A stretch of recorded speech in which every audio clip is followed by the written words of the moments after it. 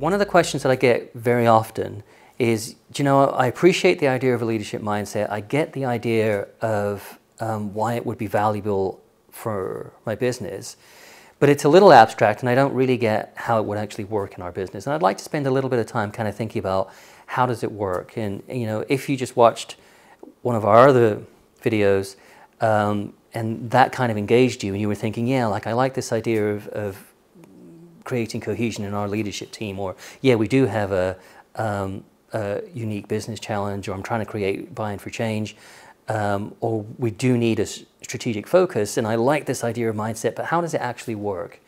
The thing that is kind of cool, I think, about the way that we work, and obviously I'm biased when I say that, but I think it's cool, is that we have found a way to operationalize a leadership mindset. So we have 6 attributes of a leadership mindset, and I mentioned some of them before, things like genuine curiosity, flexibility, mind, enterprise thinking. But it's not just those attributes, because the definition of a leadership mindset is that it's a way of looking at the world born out of our experiences that leads to a set of behaviors. So that means, you know, attributes of a mindset without corresponding behaviors, it kind of doesn't make any sense. So we've identified those behaviors too, and then what we do is we operationalize those through 6 stages. And the way that those stages work is we basically start off, the first stage is really to grow a leadership mindset, to get people kind of aware of what that means, to have people have a visceral experience, because we don't do chalk and talk, right? We don't stand up in front of a room with a you know, a whiteboard or something like this and kind of write all sorts of notes for people. And if we ever get to work together, you'll see my handwriting and you'll appreciate that we don't do that. So instead, what we do is we create these experiences which give people the opportunity to have a visceral connection to the attribute of a leadership mindset that we're talking about. And it draws out for them the behaviors that reflect the attribute. So once we have that, and that's kind of our first stage really, to get people really, really connected to the idea of a leadership mindset, but not as an intellectual exercise, as behavioral perspective, so that they really understand what we mean and they know what they need to do in terms of behaviors to live those aspects of a leadership mindset. Typically, we don't work with all 6 attributes of a leadership mindset, because one of the things that we do before we even work with you is we would kind of have some consulting calls, both with yourself but also with the people who we'll be working with, and we'll kind of work out from there which ones would be of, you know, of most use and of most benefit. So after we have this kind of sense of, yeah, this is, you know, these people have a really good understanding of what a leadership mindset is, we move into stage 2, which is what we call the solutions you see.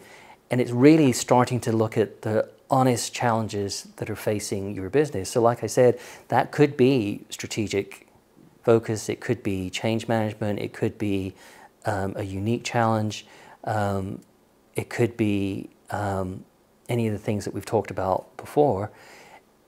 And then now we're kind of getting into this place where we're looking at what are the problems, what are the obstacles, and they could be systemic, they could be interpersonal, they could be anything at all, but what are the challenges that we're facing in resolving this challenge? And from there, we kind of come up with what we call a revolutionary idea. The revolutionary idea part, you know, to be perfectly honest with you, it's not something that comes easily and natural to people. So even though there's been a shift in mindset, that doesn't necessarily mean that people immediately come up with these, you know, unbelievably different ideas. So we go through, part of our process is that by the end of that kind of second stage, we have what we would call a broad brush, or a first step in a revolutionary idea.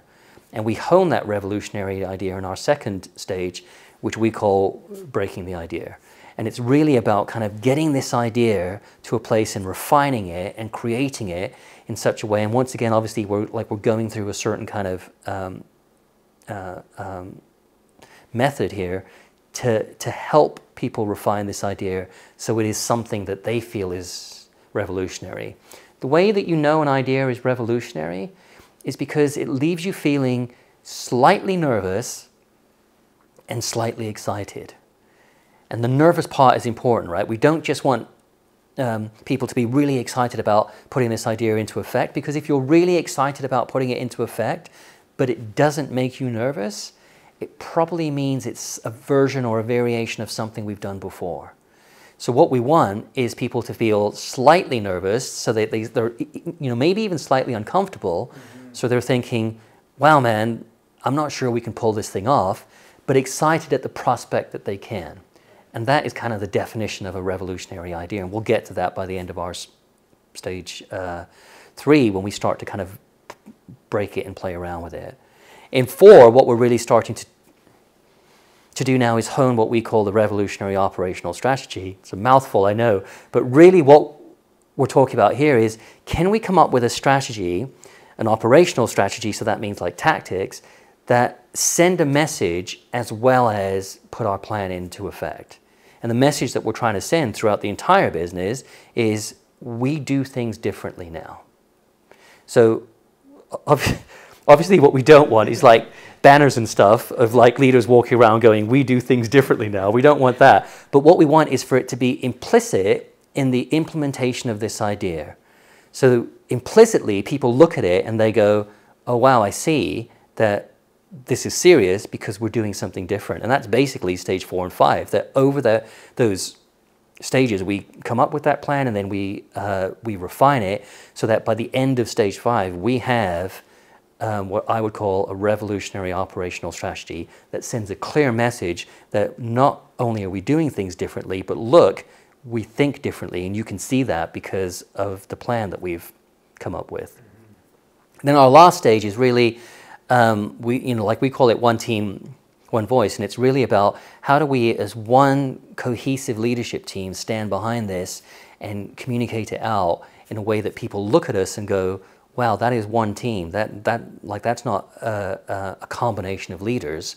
That is one leadership team leading this business. It's really important that people feel that, because really that's part of the revolutionary operational strategy. That's part of the thing that they look at and go, oh look, we're doing things differently here.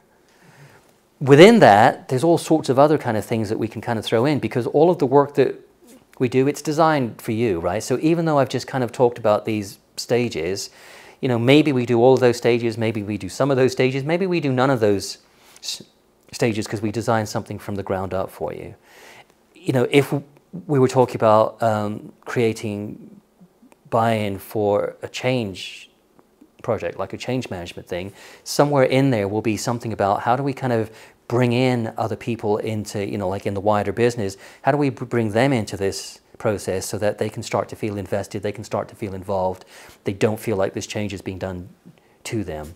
If we're thinking about strategic focus, for example, quite a lot of that work will happen in the leadership team, but at some point we'll start thinking, so how do we cascade this so that we have, throughout the business, we have people who are aligned to this strategy because they have a way of thinking that connects them to the strategy. If we're thinking about a unique business challenge, the probability is it's going to be a combination there of a strategic focus, but there will be part of that will be a change, because obviously if you're doing a change, like if you have a challenge, you want something to happen as a result of that challenge. So there'll be some kind of a change component to it as well.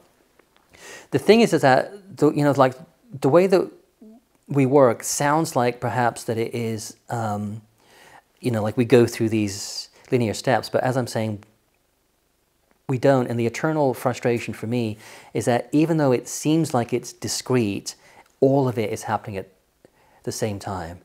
Because we live in a 3-dimensional world where we, like we have time and space, and that's kind of how it is. You can only talk about it in terms of here's a step and here's a step and here's a step. But the truth is all of these things are happening at the same time, and it's because of that that you get the shift in mindset, and it's because of that that you embed the shift in mindset as you start to tackle challenges. So you guys, thanks for sticking around and watching the videos. If you know, if this made sense to you, if you have any thoughts, if you have any questions, if you have any comments, you know, like if you're interested in how this kind of thing might apply to your business or any challenges that you have in mind for your business, you know, there's an opportunity for us to connect below, and I would love to spend, you know, 10, 15 minutes with you having a chat about any of these ideas, or if you want to think about how we could help in your business. Drop us a line, let us know. It'll be great to connect.